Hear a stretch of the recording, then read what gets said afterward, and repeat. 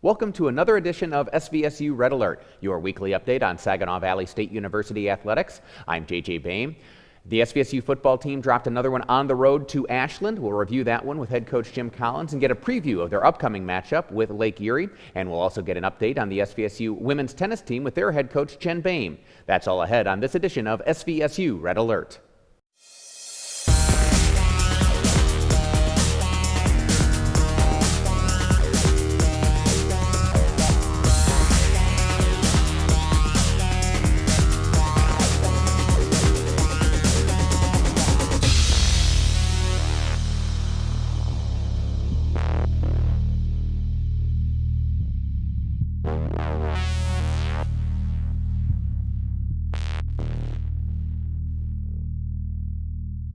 Welcome back to SVSU Red Alert. I'm JJ Boehm, joined now by SVSU head coach Jim Collins. And Coach, boy, if we could have talked about, only the first 5 minutes or so of the Ashland game, we'd be having a different conversation. Got off to a great start, both defensively first, then offensively, but after that, just never seemed to be able to get back on track. Well, it's a great comment, JJ. I mean, and you failed to mention the special teams. We have a great kickoff. We pin them deep in their own territory.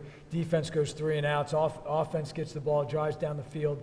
Big play, touchdown, 7-0 start at Ashland. Everything you wanted to happen when you're on the road, playing a good opponent, on their homecoming, and just, our inability to sustain it was really disappointing, because I thought with the way we came out and the emotion and the intensity that we started that game with, had we been able to maintain that, I think it would have been a heck of a football game. And what is it that happens in a football game? Because it's a logical question. I'm sure you're trying to get your handle on it. But from a standpoint, you come out and play so well, and this never really seemed to be able to get back to where you were for those first opening minutes. It's an interesting thing. I don't know if you can put your finger on exactly what it is. But, one of the things that I think with a young and inexperienced football team, they just haven't been in these situations enough.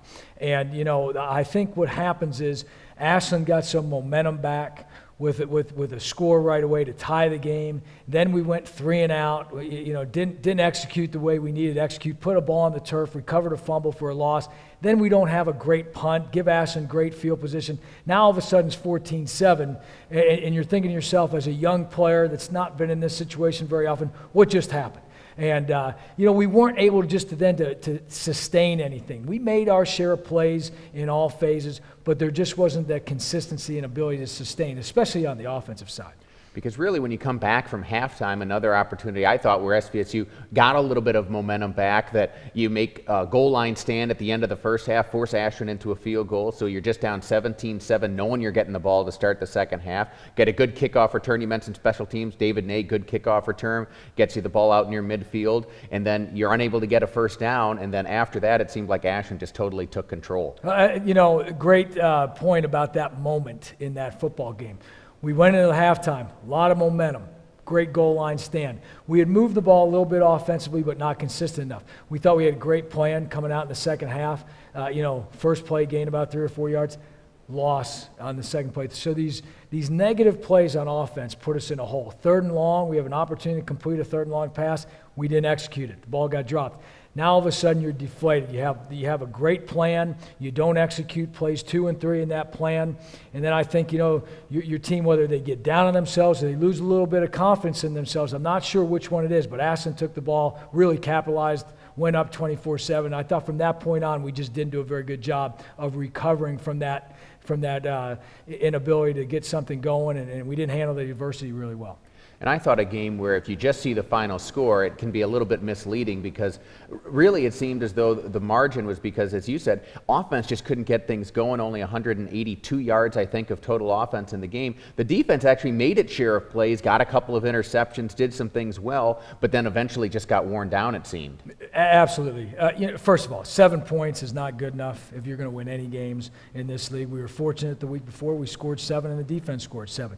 The other point I make all the time is time of possession. If we're not able to convert 3rd downs and hold on to the football, what's going to happen is your defense is going to be out there way too long, and they were.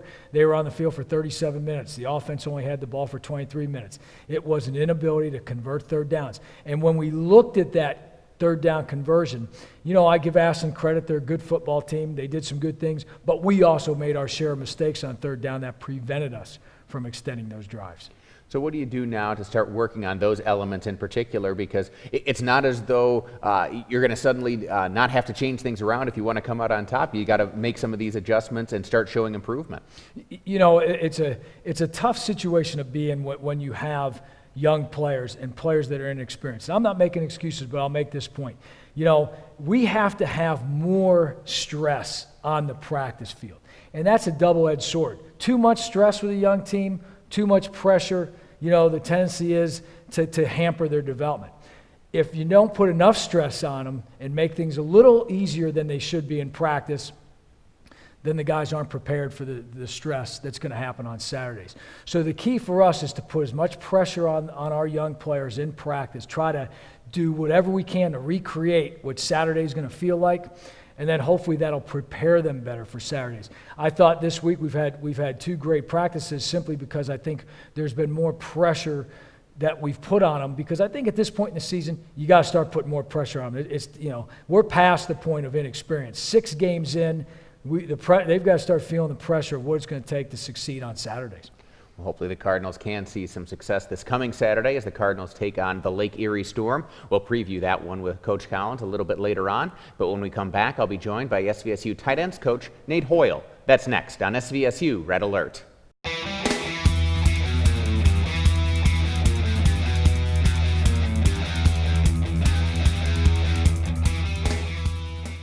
This week's Spring Hill Suites Female Athlete of the Week is Rebecca Martinez. Martinez, a freshman on the women's swim and dive team, helped the Cardinals to a first-place finish in the first ever collegiate swim and dive competition at SVSU. Martinez claimed 3 victories in 3 events on Friday for the Cardinals. She was dominant in the 200-yard IM as she posted a 10-second victory over the nearest competitor with a time of 2:10.28. Martinez claimed a top spot in the 200-yard butterfly with a time of 2:12.13 and the 500-yard freestyle with a time of 5:15.57. The Cardinals returned to action on October 24th when they traveled to Geneva, Ohio for a meet at the Spire Center. SVSU will compete against Lake Erie and Ursuline in the meet, scheduled to begin at 7 p.m. Rebecca Martinez, your Spring Hill Suites Female Athlete of the Week.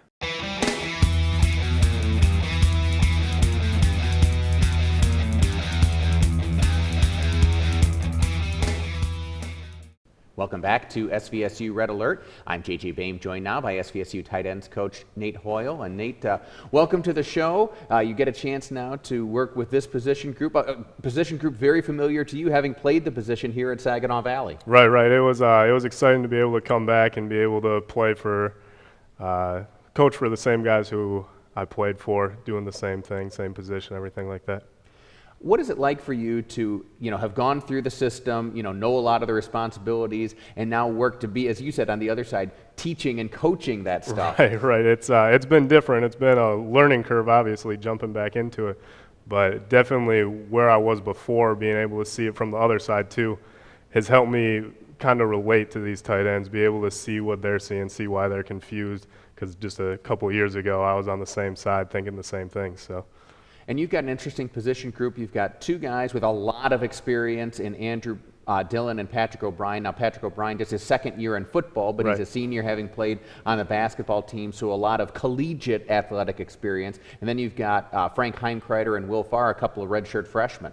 Right. And when you look at the position group, it's good to see. You have guys with experience on the top, guys who have been, even Patrick, like you said, he played basketball before, but even that competition, being able to know what it takes at this level, having them at top and then having the young guys, so when you look down in a couple of years, you're thinking, okay, these guys are still coming up, while you have those 2 guys who have been good for us in the past and have been doing a lot of things for us this year up top. And obviously I know Andrew Dillon in particular has battled some injuries and those kinds of things, but he's kind of that tight end who can be a big play weapon. Right, yeah. I mean, if you look at it from last year, I mean, he brought back a ton of explosive plays just behind Jeff Janis. So having him, he can do everything. He can play in the slot. He can play on the ball and get a mismatch with the linebackers. So having him in your offense is obviously a great weapon to have with everything he can do. And it's a situation, too, where it's an interesting position because everybody notices when the tight end is out there and running a route and making a big play in the pass game. But just as often, or sometimes more often, you're the one who's in there and is expected to make a block either in pass protection or trying to open up a lane for the running game. Right. And in our offense, they do a lot of different stuff that, like you said, people probably don't notice. They're moving around and they're keying a lot of our run game. And that's where, like you said, Andrew gets all this attention for the plays he makes in the pass game. But him and Pat have done a great job in the run game, especially in the past few weeks. So that's good to see them being able to do both sides of what we need for our offense to be successful. In a situation where I would think, too, a position where you go into a game, you know that there's pass plays for you in the game plan, but the game could flow a certain way, and not many of those get called, and so you just got to be prepared to go in there and almost be a glorified offensive lineman. Right, yeah. I mean, if we're running the ball good and he's coming off the ball and we're doing that, there's no reason to deviate from that, and they do a good job of not worrying about how many catches they have. They're not guys who are going to be disappointed if we run for a bunch of yards and they don't get passes. So that's a good thing to see. It's good to have that kind of attitude in that position. And I would think particularly for this upcoming matchup with Lake Erie, it's going to be a mental game as much as it is physical because Lake Erie has so many guys moving around along the line of scrimmage. As a tight end, being on the edge, knowing which guy you're responsible for in the blocking protection is going to be a challenge. Right, yeah, they definitely have to be locked in mentally, and being so involved in the pass game and the run game, they've got to know all the different working parts of Lake Erie's defense and where they're moving, why they're moving there, to be able to help us in protection, running routes, being able to know when to go hot, and also being able to know where we're going in the run game. Well, hopefully they're able to maintain those assignments and the Cardinals can get a victory on the road. Nate Hoyle, welcome back, and thanks for joining us. Thanks, JJ. That's SVSU tight ends coach Nate Hoyle. When we come back, I'll be joined by SVSU women's tennis coach Jen Boehm. That's next on SVSU Red Alert.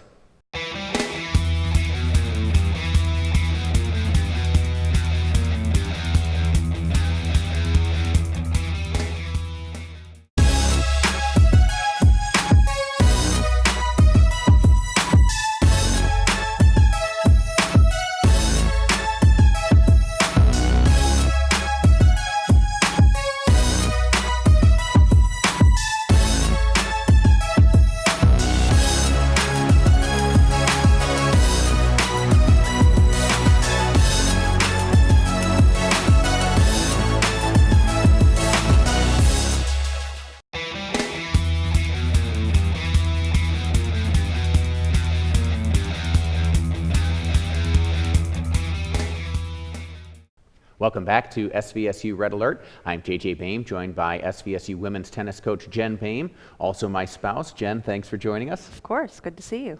And your team, first of all, give people some insight into your roster because you've got a squad where you've got one senior, one junior, one sophomore, and then 5 freshmen.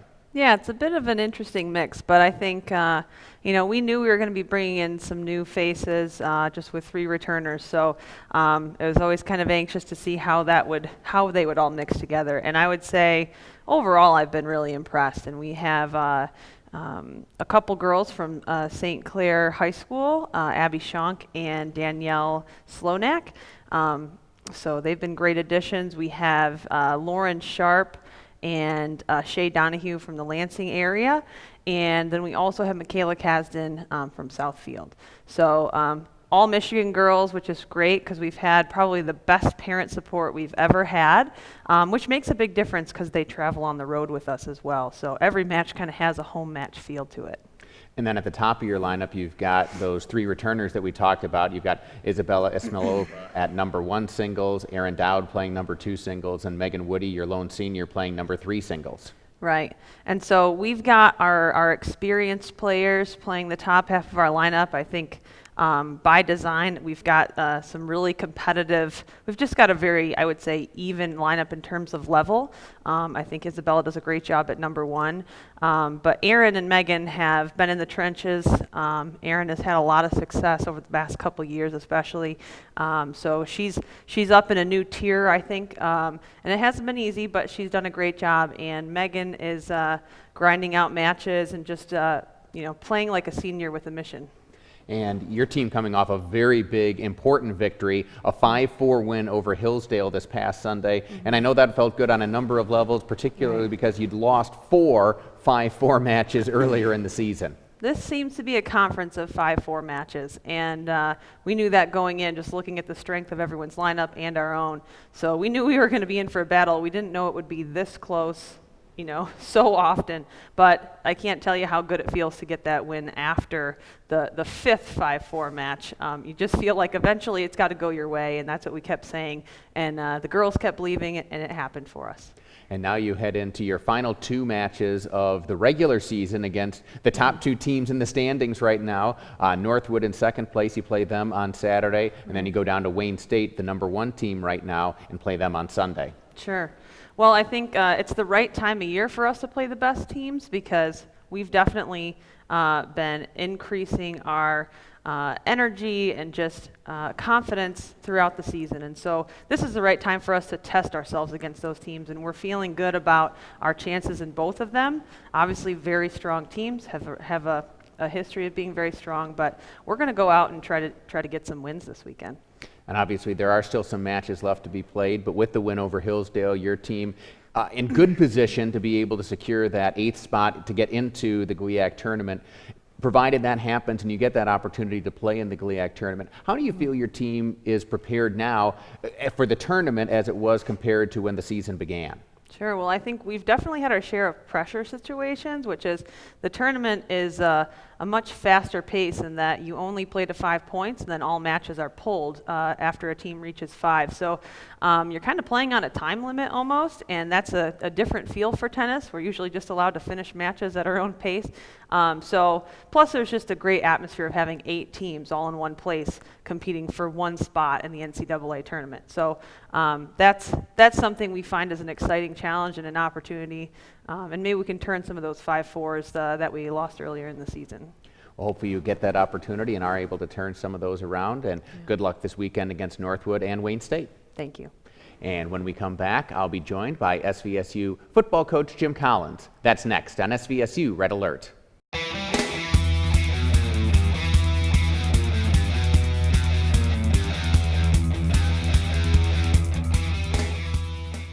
This week's Spring Hill Suites Male Athlete of the Week is Micah Skidmore.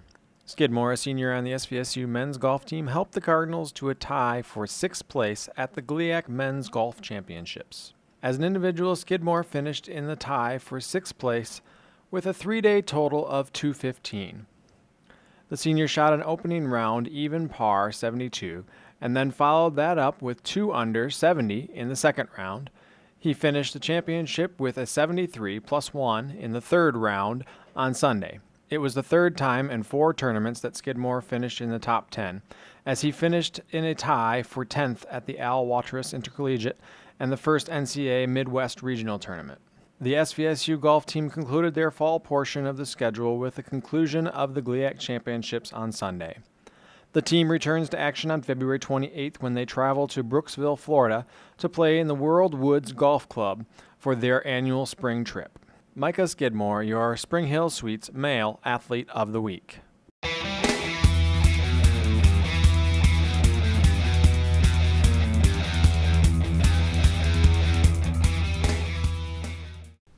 Welcome back to SVSU Red Alert. I'm JJ Bain, rejoined by SVSU head coach Jim Collins. And coach, we talk about it every week in this league. You're seeing something a little bit different. Last week against Ashland, they did do some blitzing, but also played just a lot of, base defense, try to be very disciplined and sound. Now you're going to play a Lake Erie team that, at least historically, they're a team that's going to throw about 18 different varieties of blitzes at you. Well, exactly, JJ. What their plan is to get as many people close to the line of scrimmage as possible.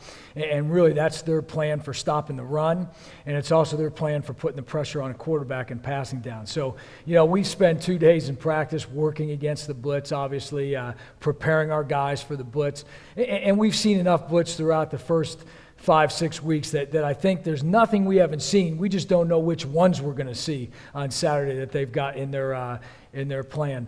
Lake Erie's been playing pretty good football. Their offense is exciting. It's wide open. The running back's a good player. And then defensively, I think that pressuring the offense into making mistakes or or slowing the offense down is definitely part of the plan of getting their offense back on the field and scoring points. And it's interesting because you mentioned what they're trying to do in terms of trying to create pressure and force turnovers. SVSU's done a pretty good job this year of protecting the football. For all the things we talk about on offense that haven't worked as well as you'd like, that's an area that has been pretty effective thus far. You know, we've done a good job, knock on wood. You know, we haven't put the ball on the turf very often. We don't have a lot of interceptions. We're in the plus in the turnover ratio. But at the same time, you know, it shows that we just haven't been aggressive enough. We need to be a little bit more aggressive probably and you know, put the ball in the air a little bit more and make more attempts to throw the football into those big play opportunity windows. So, you know, we work on ball security.